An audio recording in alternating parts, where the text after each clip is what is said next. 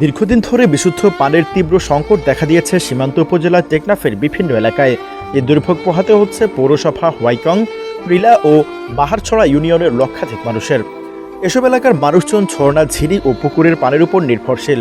তাপমাত্রা বৃদ্ধি, দীর্ঘদিন অনাবৃষ্টিতে এ সংকট আরও তীব্র আকার ধারণ করেছে।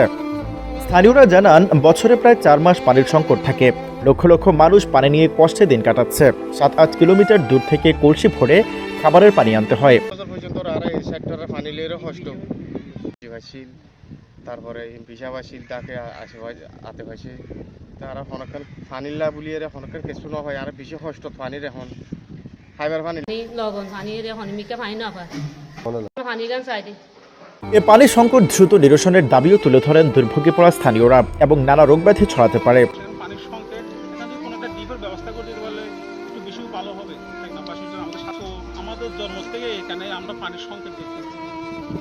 পানির সমস্যাটা বেশি, আর কিছুই না। আমাদের আছে মোটামুটি সবই ভালো আছে, আল্লাহ রহমতে, শুধু পানির সংকটটা বেশি।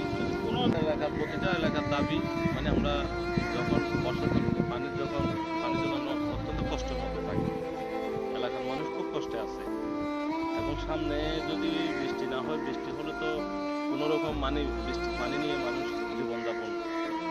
তাপমাত্রা বৃদ্ধি ও বিশুদ্ধ পানির অভাবে বিভিন্ন খাল-বিল, জলাশয় থেকে পানি ব্যবহারের ফলে পানিবাহিত রোগ হওয়ার সম্ভাবনা রয়েছে বলে জানিয়েছে উপজেলা স্বাস্থ্য ও পরিবার পরিকল্পনা কর্মকর্তা ডাক্তার প্রণয় রুদ্র। খারাপ ডায়রিয়া এটা পানিবাহির সাথেও সংযুক্ত আছে। সেই সাথে হচ্ছে যে ধরেন গ্যাস্ট্রোএন্টারাইটিস হচ্ছে, হ্যাঁ, এবং হিট স্ট্রোক হচ্ছে। এগুলো প্রতিরোধ হিসেবে যেটা হচ্ছে যে স্থানীয় প্রশাসন থেকে যাতে পানির ব্যবস্থা করে সে ব্যাপারে আমরা সুপারিশ করবো।